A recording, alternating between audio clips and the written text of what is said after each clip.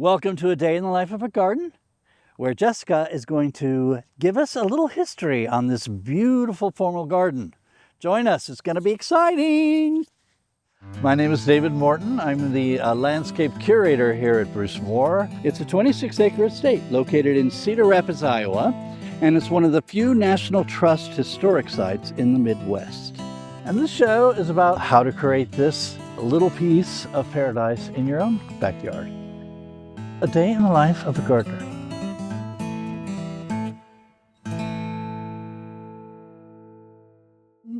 So look at the garden. It's still blooming even into fall. It's got those pretty zinnias and some salvia I can see here. And I love that pink rose. It's called the fairy there in front of the deer. This is its second shot of blooms. Wow, just keeps going. It just keeps going. Hello, my name is David Morton. I am the Curator of Landscape here at Brucemore. And I'm Jessica. I'm the Curator of Museum Collections. And we're going to talk about the redesign of the formal garden and the history.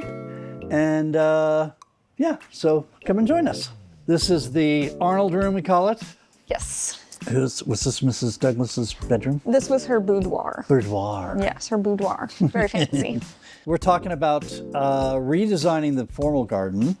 Of course, after derecho, we took the opportunity to start to redesign the whole property. And so this landscape architect we hired drew up some plans. And so while we don't really have a timeline for this project yet, we are starting to think about the design. And in order to think about the design, we had to think a little bit about the history of the garden. Can you tell us a little bit about maybe the Sinclair era and the Douglas era and the Hall era and how it's changed and morphed? Absolutely. So our formal garden has changed a lot over its lifespan, as we would expect, right? It's a garden, it's a living, growing entity, but through history, it's had some pretty distinct phases. So when the property was built between 1884 and 1886 by Caroline Sinclair, as far as we know, she really didn't have a highly decorative formal garden like what we see now. She didn't have that part of the property, right? Right. The property really was only about 10 acres. And that part of the property belonged to her, but she didn't really use it in that way. Okay. She maybe had the grape arbor, that kind of ran right behind the mansion, and she had an orchard, but we really don't know where those things were. So there was really no formal garden to speak of that we know about. So the formal garden really starts to take shape when the Douglases purchased the property in 1906. Okay. And shortly after purchasing the property, they start working with O.C. Simons, who was their landscape architect. And he, alongside Mrs. Douglas, start to kind of plan out the rest of their vision for the property. And one of the most important things to her was having a formal garden. And so they started on this process, and it shifts a lot over its time during the Douglas era. So in its kind of earliest iteration, there was a rustic fence. So it had the kind of bent wood, just branches that were bent into shape, kind of an arch shape that kind of went around the formal garden.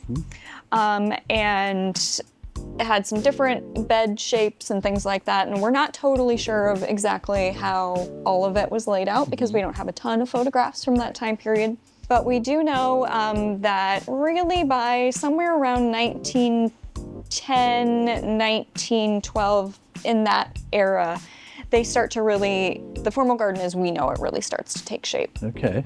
And that is when Mrs. Douglas starts working with a particular landscape architect within O.C. Simons' firm. And it was a woman, and her name was Helen Dupuy.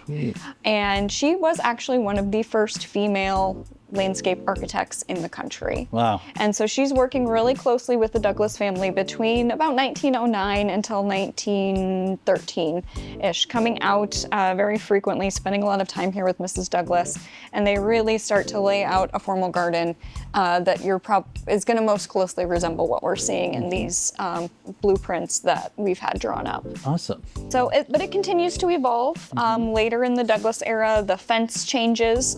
So we have a high brown fence that surrounds the garden. The grape arbor changes as well, which we can get into how that evolves later on. And the types of plants change as well as Mrs. Douglas starts to work with Archie White.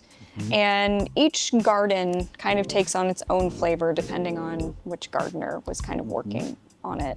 When Mrs. Douglas passes in 1937, her daughter, Margaret, and Howard, her son-in-law, inherit the property. And while they cared about the formal garden, they enjoyed the formal garden, they really didn't have that same love of gardening that Mrs. Douglas had. So it was a little bit more kind of up to the gardeners, I think, to kind of interpret Mrs. Hall's vision for it. So the fencing changes around 1949 to the white fence that we see out there now. So the fencing isn't exactly, does not belong to this landscape design that we see here, but it just takes on a lot of different characters throughout the Hall era.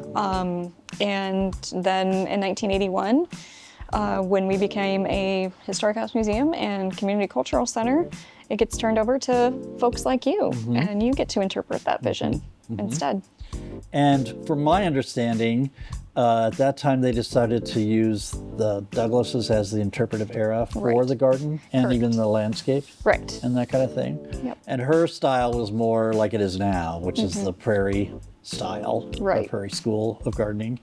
And also, correct me if I'm wrong, but Mrs. Douglas and that original design, like with O.C. Simons and Miss Dupuy, this was kind of, the garden was kind of hidden from the mansion so that you had to walk into there. Right? So that is one of my favorite features, things that we have really discovered through this landscape restoration process.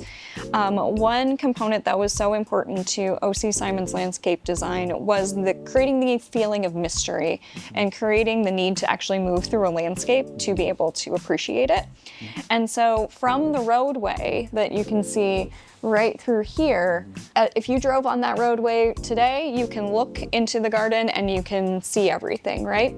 But with the taller fence that was here during the Douglas era and the grape arbor that extended all the way across the north side, the garden really would have been hidden. You wouldn't have been able to see it from the roadway.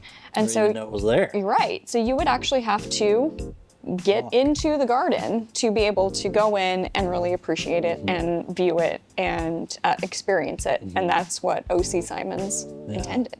Yeah, and I like that too. And I know when I first started working here, when we had all the trees, you could see that element in his design all throughout the landscape. And I still even like the way that, he created rooms around the estate with his plan. And then Miss Dupuy, she must have designed these beds, the layout of the beds even, maybe? I think so. I think she and Mrs. Douglas, we don't have O.C. Simons' blueprints. We don't have her blueprints. So it's all just kind of based off of photographs and records and kind of what oral histories we have and kind of our best educated guesses about how it was laid out. But since she was visiting so frequently between 1909 and 1912, when she was known to be working with O.C. Simons' firm, I really suspect that she and Mrs. Douglas were the ones who were working most closely on this garden design. And we unfortunately don't even have probably the original plant lists or anything like that, really. Nope, we have a few mentions here and there with Irene Douglas's garden book. So there's a few mentions of different plant varieties and some receipts and things like that that tell us a little bit about what would have been planted in the garden, but not really a lot concrete. But the good thing about knowing that this is an O.C. Simons landscape is that does give us an idea of what his palette generally was. Right. And so from that, we can kind of extrapolate out, these are likely some plants that he would have selected in here. Also, the prairie movement was kind of the thing at that time, from what I understand. And that the garden itself is formal in the way that the beds are laid out, nice little geometric shapes, but the plantings aren't like an English formal garden where you would have like 12 varieties of one, or 12 plants of one variety of a rose, say, for example, or very lean, very clean kind of plantings. This is more of a prairie style, which was sort of the influence of that movement. And more naturalistic. Right. Because like right now, we have a lot of plants that bloom at different times of year, so the garden is always kind of changing throughout the year. So there's something interesting to see no matter what time of year you walk through. And that's true. I mean, that's kind of the style we're gonna go for in this new restoration, should it happen. Okay, let's stop here. We talked about the past. And next episode, we'll talk about the future and what we plan to do next. So until next time, remember, every garden counts. We hope you enjoyed it. And if you want to see more, hit the like button, the notification bell, and subscribe to the channel.